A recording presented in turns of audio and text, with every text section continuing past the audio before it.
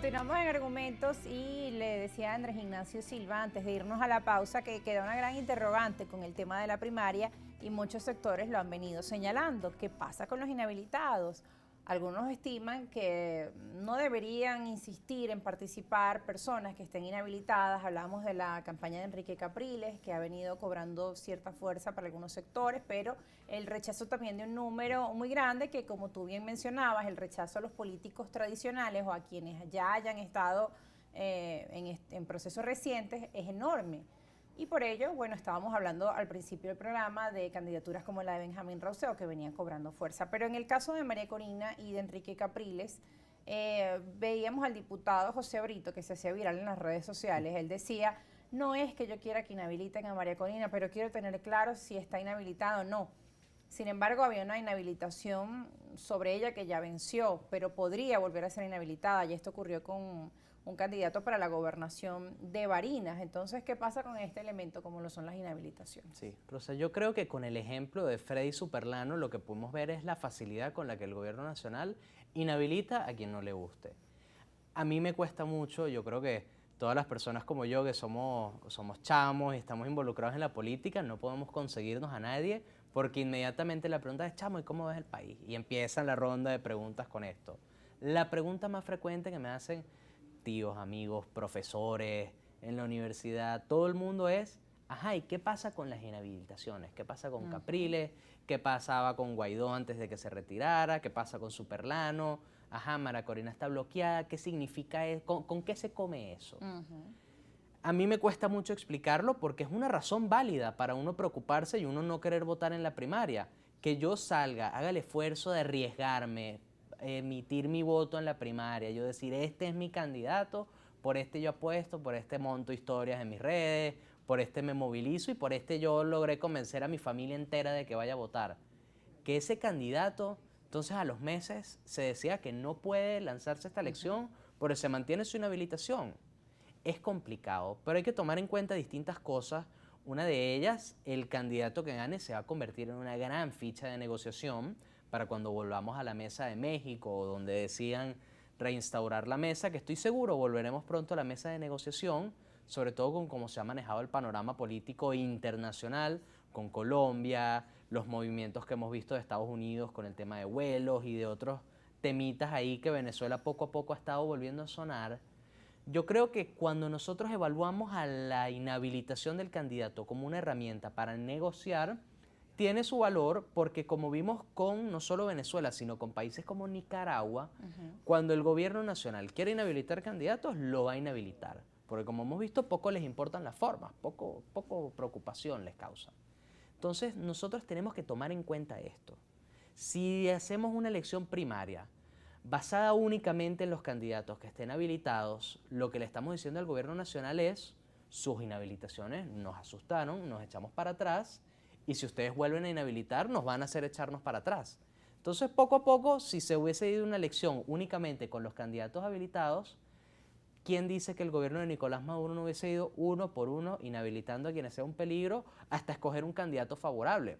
De hecho, uno de los peligros que veíamos con la candidatura de Benjamín Rauseo, sobre todo después ahorita que hace un mes salió Benjamín Rauseo diciendo que quien se lance por fuera de la primaria es un agente del gobierno e inmediatamente un mes después sale lanzándose por afuera de la primaria con las mismas características que describió como quien fuera un agente del gobierno, esto a la gente le preocupa. Sin explicar a la gente, eso es lo que pasa, que las decisiones así. cambian mes a mes y a la gente no le dan una explicación. Es así. Entonces, yo entiendo a las personas que no quieren salir a votar por un Enrique Capriles o una María Corina Machado por su inhabilitación, pero también les recuerdo que el voto no es únicamente una herramienta para elegir gobernantes, el voto también es una manera de uno expresar una preocupación ciudadana, de rebelarse y de uno manifestar y uno ser un activista.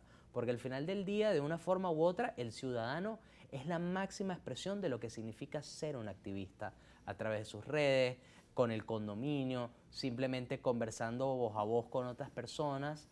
El ciudadano es el gran activista político que tiene el mundo.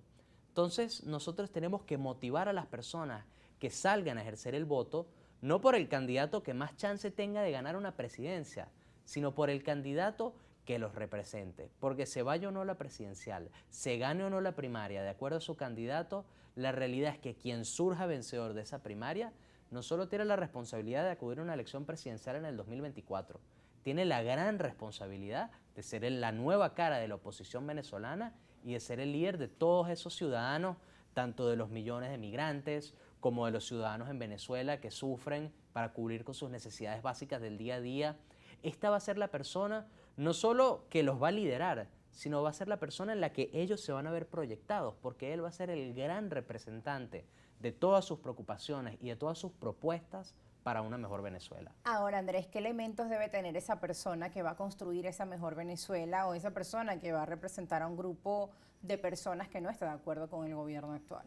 Bueno, Rosa, esa persona lo que lo tiene que definir básicamente es la empatía, porque debe ser una persona, es cierto, preparada, estudiosa, que maneje bien los temas, pero hay una realidad y es que cuando ya uno llega a una posición de poder, uno debe rodearse de un buen equipo que esté igual de preparado o mejor preparado que uno para que las áreas en las que uno falla, ellos ayuden a cubrirlas.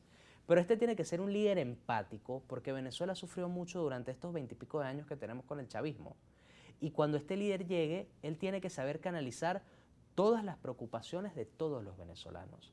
Tiene que ser un gran constructor de puentes entre los venezolanos que estamos en el país y entre los venezolanos que se fueron a emigrar, sea para buscar una mejor vida o sea porque no era sostenible para ellos vivir en Venezuela. Claro. Entonces, este líder, que estoy seguro tenemos la oportunidad de por lo menos designarlo con esta elección primaria, tiene que ser el gran unificador de todos los factores de Venezuela. Haya apoyado al gobierno, apoya actualmente al gobierno o sea de oposición. Y con un plan nación que quede también muy claro, porque a veces no escuchamos de los candidatos cuáles son sus propuestas puntuales, cuáles son los planes con los que van a atacar los problemas como el tema económico, básicamente, o la corrupción, que también preocupó muchísimo durante este año porque en medio de un escenario económico como el que hemos vivido, cuando salen estas denuncias de corrupción de lado y lado, obviamente crece más el rechazo de la gente a creer en los políticos, a participar en procesos electorales, porque queda esa duda. ¿Quién va a responder por el tema de la corrupción? ¿Dónde están los culpables? Veíamos que el gobierno hizo distintas detenciones a un nivel que nunca habíamos visto antes, pero sabemos que todavía queda camino. Ya para finalizar el programa, Andrés. Es que sabes, Rosa, cuál es el gran problema de no solo la política venezolana, sino la política a nivel mundial. Que la política dejó de tratarse de las ideas y empezó a tratarse meramente de las personas. Entonces lo que nosotros hemos visto estos últimos 20 años en Venezuela ha sido esa decidida de las ideas, esas grandes ideas como lo fue el gran viraje de Carlos Andrés Pérez o esos plan país que se manejaron como el Pacto de Punto Fijo y distintos que hemos visto a nivel mundial, que se basaban en las ideas para suplantarlos por la persona, por los egos, por las personalidades y por las promesas vacías que simplemente lo que hacen es impulsar a un candidato o impulsar a un líder. Entonces, ¿qué sucede? Esta persona que llega al poder para volver a traer a la política de las personas hacia las ideas nuevamente, que sí, es cierto, uno tiene que apelar hacia las personas y uno tiene que ser empático y llegarle a todos los sectores de Venezuela con el corazón abierto para uno poder atenderlos. Pero uno también tiene que basarse en las ideas, porque de nada me sirve a mí que el político más carismático se siente en Miraflores, pero el político más carismático llegó sin un plan. Entonces nosotros tenemos que volver a las ideas y tenemos que hablarle muy claro a Venezuela. Formación crítica también en los ciudadanos. Es así, y tenemos que hablarle muy claro a Venezuela de cuáles van a ser esas ideas con las que queremos llegar al poder. Porque el problema del mismo Carlos Andrés Pérez con el gran viraje en su segundo gobierno y de distintos políticos venezolanos como lo fue Guaidó con su plan Venezuela y todo lo que se intentó vender con el gobierno interino, es que nosotros vendemos unas tierras fantasiosas, pero no damos sustento y no damos explicación.